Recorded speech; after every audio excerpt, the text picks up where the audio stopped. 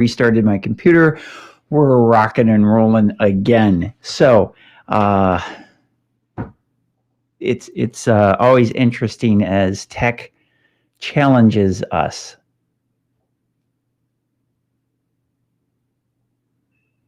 And I still don't know for sure that this is working. Oh my gosh. All right, let me pull up Facebook and see if this is working right. So I'm doing the facebook.com tomorrow's. Normally it autofills this in.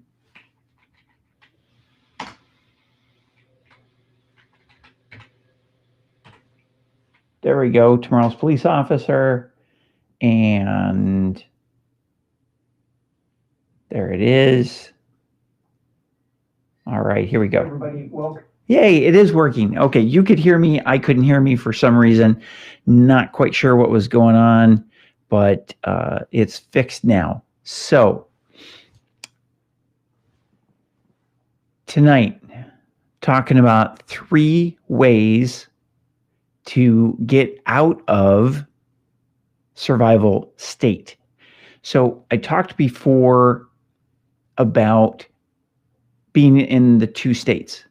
And it's just 2 states that your brain can be in: executive state and survival state. Now, we're in survival state about 70% of the time. And being in executive state activates a lot of the functions in your brain. Things like critical thinking skills, the executive function, which is it's the ability to make good decisions, your creativity, your ability to focus, and emotional regulation. Emotional regulation is really critical for cops, the ability for emotional regulation, because when you're in a stressful situation, we still have to make logical decisions, not decisions based out of emotions. We've all been at the end of a pursuit, and the suspect has put us in danger, put the public in danger. He's crashed and then ran. And when you catch him, it's easy to be angry. It's easy to be upset because emotions are running high. It's part of the adrenaline rush. It's part of that sympathetic nervous system response. And then he throws up his hands, puts them up in the air and goes, "Okay, I give up." And you're all pumped up, and your first thought is, "Oh no, you don't just give up." One really important reason this executive function, this part of your brain, this way that your brain is thinking, is in that moment that you don't use excessive force. That when Abel is up overhead shooting the video, that you're doing the things that you're supposed to be doing, and not doing something that's gonna, today, it's not just gonna get you fired, it's something that's gonna get you prosecuted. It's something that will get you civilly liable, and they're not gonna give you qualified immunity because you're making an emotional decision when you should be making logical decisions. So this executive function part of your brain, some of the things that it does, and one of the most important things is it handles and allows empathy. Empathy is your ability to connect with other people. See, when you're operating out of your survival state, even if you want to believe that the focus is on your family, even though I'm saying I'm doing this for my family, you're really doing it for yourself. It's totally selfish because you're not capable of empathy. You're not capable of connecting with other people when you're in a survival state. To be able to have empathy, we need to be in the executive state. And I want you to think about this, because there's no doubt in my mind that you've had this happen to you before. If you have a relationship at home, especially if there's kids involved, you're probably getting beat up at some point or another when you come in the door about you being gone and how much you work and how you're not there and how you missed another kid's ball game or something. Now, some of you are really, really good at being there for your family. You're really good at connecting with your family. So I'm not saying all the cops are like this. I'm saying there's a significant part. And why is it that we have such a leading divorce rate? There's lots of reasons, but one of them is this. If you're operating in the survival state, you can't have empathy. You can't have true connection. And you've probably heard that before. You're distant. You don't talk to me anymore. When you do talk to me, you talk to me like a suspect. And by the way, if you're hearing this languaging, if you're hearing those words come out of your partner's mouth, I'm not talking partner at work, I'm talking partner at home, you're in a danger zone. You're in a huge danger zone. In fact, you're in such a danger zone that you probably need to be reaching out to somebody, whether it's me or somebody else, because your partner who's saying these things to you, you know what? This isn't the first time they've thought that. They're so tired of feeling that way that they're now saying something about it, and that they're verbalizing those things. You're in a danger zone. Now, once you get better at staying in the executive state, because remember, we're in the survival state about 70% of the time. When we get better about staying in the executive state, deliberately, by design, being in the executive state, then we begin to be able to create the things we want to create in our lives. Now, this is a back and forth that our brain goes through. You're bouncing back and forth between executive state and survival state. And for most people, the survival state is what's winning. And most cops, it's what's winning. And you're probably asking, Carrie, how do I get into this executive state that you keep talking about? You keep talking about the survival state, and I'm there most of the time. How do I get into this wonderful executive state that has all these benefits? I'm going to give you 3 ways tonight, just in this 10 at 10, 3 ways. The first one, the very first one, that the thing that you need to do is be aware. And that probably has you going, what? Seriously? Be aware. That's it? That's all you got?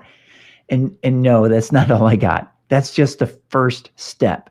Now, if your zipper is down on your pants and someone points out, hey, your zipper's down, you have the power to do something about it. And zip, you're good. And if you don't know, your zipper is going to just stay down, and you'll just be flapping around, feeling all sorts of breezy down there.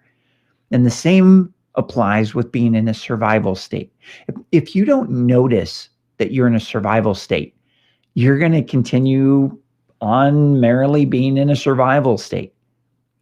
So the first step is being aware, because the more aware that you are that you've slipped into a survival state, the more power you have to change it, to get out of the survival state and into the executive state. Now, the second step, after you're aware of it, is to name it. Now, I'm going to list out several emotions here. I'm going to list out the emotions of the 2 different states, the survival state and the executive state. So stay with me through this, and I promise I'll keep it easy to understand, easy to remember, and even easier to implement. Here's why you need to be familiar with the emotions that show you which of the 2 states that you're in.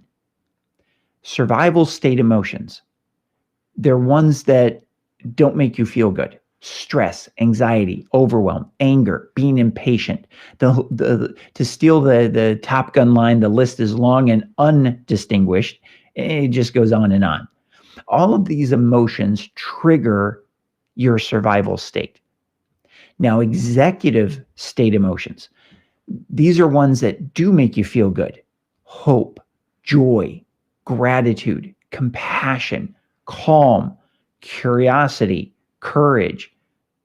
That's a lot of C's.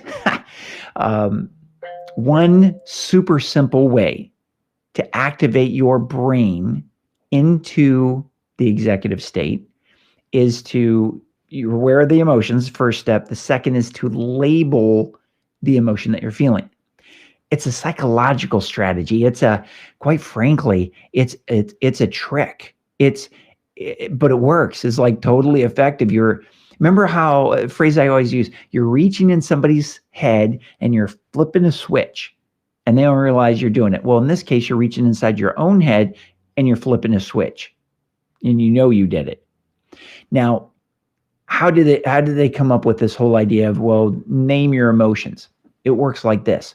They did brain scans on people, functional MRIs, and they were showing them pictures of people's faces, and on these different faces, they had different emotions, things like fear, anxiety, and anger. And what happened was when they showed these photographs to the people that were hooked up to the machines, immediately the amygdala, the fear part of the brain, the emotional center of the brain, the amygdala just lit up. It triggered, the photograph triggered their survival state. Just seeing the photograph. Then the researchers said, name the emotion that you see on this picture. Now, as soon as the person said, oh, that's anger, that's fear, that's worry, what was fascinating, absolutely fascinating, was the amygdala just calmed down.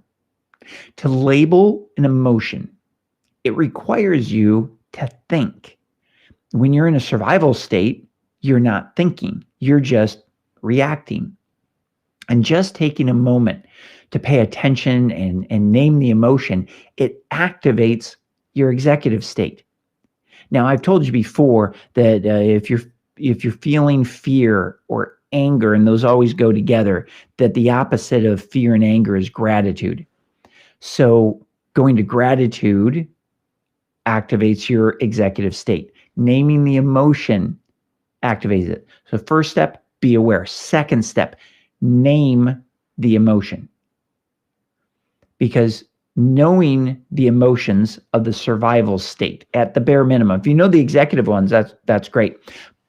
But let's concentrate on getting out of the survival state, because you're there 70% of the time right now. We need to lower that number and increase the executive state percentage. If you just know the emotions for the survival state, and because you're being aware, you now name them, it's going to shift you into the executive state. And this doesn't have to be hard.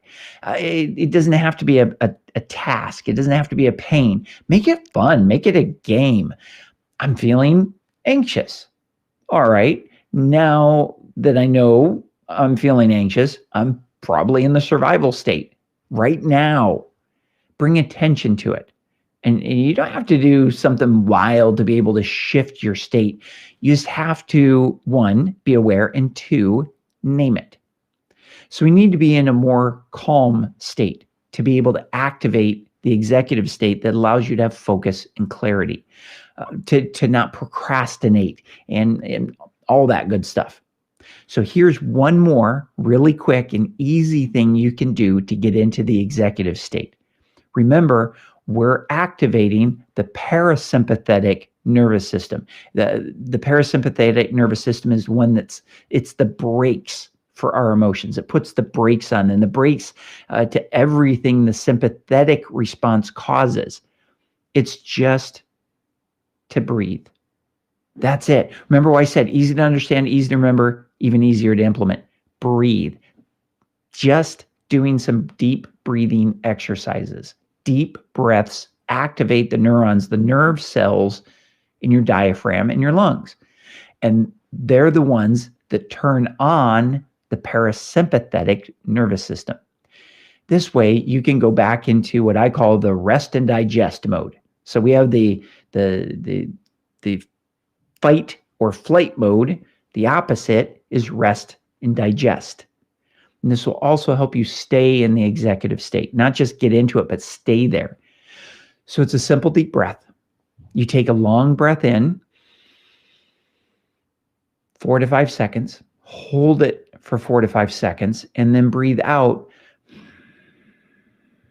for 4 to 5 seconds. That turns on your executive state. Now, you've heard of combat breathing or tactical breathing. This is it. This is the same thing. So look, we're out of time here. It's over 10 minutes. So tomorrow, I'm going to tell you the next step about shifting quickly from survival state to the executive state. You've got three powerful ways. So between now and the next 10 at 10, start with those three. Be aware, name, and breathing. And I'm going to give you some more tools tomorrow. Please hit that subscribe button if you're on YouTube, and then the bell next to it so you get notified when we drop a new episode. And if you're on Facebook or on YouTube, please share this and hit the like button for me too. It really helps out the algorithm. Also, down below, put how this works for you. Have you heard of this stuff before? You've probably heard of tactical breathing or combat breathing, but let me know. Let the other people that are on this channel know. And let me ask you this, do you use it on a regular basis? And if you don't, put in there, will you commit to at least trying these things? You might think this is pretty hokey, Carrie. It's pretty simple and basic. It is. Easy to remember. Easy to understand. Easy to remember. Even easier to implement. All of the training at tomorrowspoliceofficer.com is that way. I'm here to support you in your journey to be a better law enforcement officer, to be a better person, to be there for your family, be there for your friends, your colleagues, cohabitants in the community. So until next time, please stay safe. Bye for now.